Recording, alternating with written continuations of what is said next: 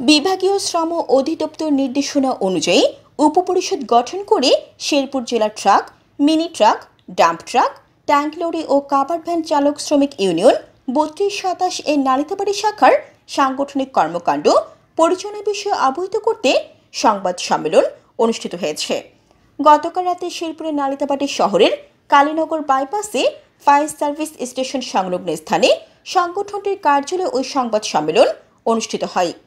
সংবাদ সম্মেলনে লিখিত বক্তব্যে বলা হয়, গেল বছরের ২২ ডিসেম্বর শ্রম ও কর্মসংস্থান মন্ত্রণালয়ের ময়মনসিংহ বিভাগীয় শ্রম অধিদপ্তর কর্তৃক পত্র প্রেরণ করে শাখা কার্যক্রম বন্ধ রাখার নির্দেশনা দেওয়া হয়। পরে পুনরায় কার্যক্রম চালুর আবেদন করলে যাচাই বাছাই করে চলতি বছরের গত ১৭ মে সংগঠনটির উপকমিটির পরিবর্তে উপপরিষদ গঠন করে কার্যক্রম পরিচালনার জন্য অনুমতি প্রদান করে বিভাগীয় শ্রম অধিদপ্তর।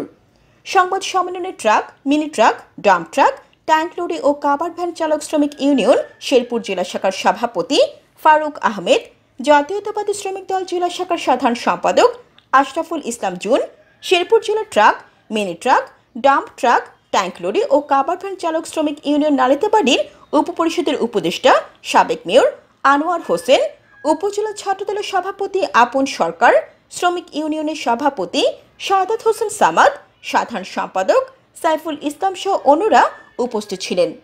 জান্নাতুল আফসানা, চ্যানেল বাংলা।